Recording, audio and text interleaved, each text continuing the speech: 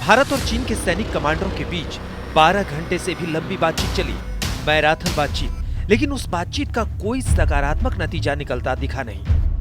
इस पर कोई आधिकारिक बयान तो नहीं आया, लेकिन आज तक को सूत्रों से मिली जानकारी के मुताबिक सैनिक पीछे हटाने की प्रक्रिया को लेकर इस बातचीत में कोई ठोस नतीजा सामने नहीं आया। आज तक को सूत्रों से मिली जानकारी के मुताबिक इस बातचीत का मुख्य फोकस पेंगोंग त्सो झील के पास का फिंगर 4 इलाका था। इस बातचीत से 3 चीजें उभरकर सामने आई। पहला, सैनिकों के पीछे हटने की प्रक्रिया कैसे शुरू हो, इस पर कोई सहमति नहीं बन पाई। दूसरा, दोनों पक्षों ने अपने सैनिक पीछे हटाने को लेकर तो काफी बातें की, लेकिन आपसी सहमति नहीं बन पाई। तीसरा, पेट्रोल पॉइंट 14 समेत कुछ इलाकों से दोनों तरफ से सैनिक पीछे हटे थे, लेकिन वो सिर्फ सांकेतिक ही साबित हुए। ऐसे में जब करीब 12 घंटे लंबी बातचीत का कोई ठोस नतीजा नहीं निकल पाया, तो इससे यही लगता है कि आने वाले दिनों में यहां तनाव बरकरार रहेगा। वैसे एक पहलू यह भी है कि हालात में बदलाव तभी हो सकता है जब सर्दियां शुरू हों। उम्मीद की जा रही है कि आने वाली सर्दी ही इस तनाव को ठंडा कर सकती है, क्योंकि इस इलाके में सर्दी में सैनिकों के लिए पेट्रोलिंग मुश्किल हो जाएगी और सैनिकों को मजबूरी में अपने ठिकानों पर लौटना होगा। तब तक इसी तरह की बातचीत जारी रहने की उम्मीद है, ताकि हालात और खराब ना हो।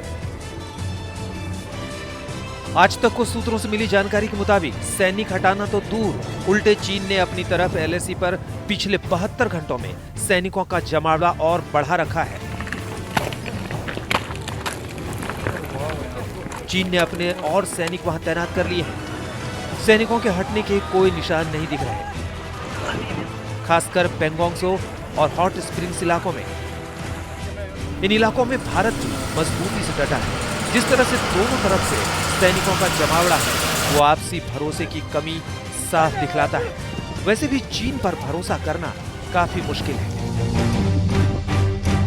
15 जून की खूनी भिड़ंत के बाद भारत और चीनी सेनाओं के बीच में कोर कमांडर स्तर की बातचीत के कई दौर हो चुके हैं, लेकिन दूसरी तरफ चीन ने पूर्वी लद्दाख के अलग अलग इलाकों में 2 डिवीजन से ज्यादा सेना तैनात कर रखी है, जबकि एक डिवीजन पीछे खड़ी हुई है।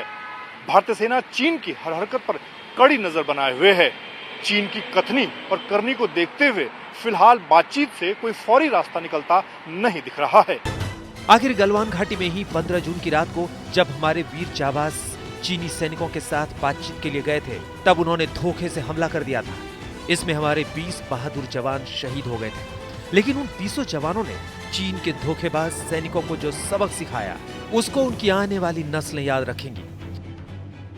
लद्दाख में हमारे 20 जाबाज शहीद हुए, लेकिन जिन्होंने भारत माता की तरफ आंख उठाकर देखा था, उन्हें वो सबक सिखा कर गए हैं। सूत्रों के मुताबिक चीन की मंशा तो भारतीय सीमा में पश्चिम की तरफ और आगे बढ़ने की है, लेकिन भारतीय फौज की मौजूदगी से उसके पांव ठिठके हुए हैं। फिलहाल पेंगोंग त्सो झील के आसपास सबसे ज्यादा तनाव बना हुआ है।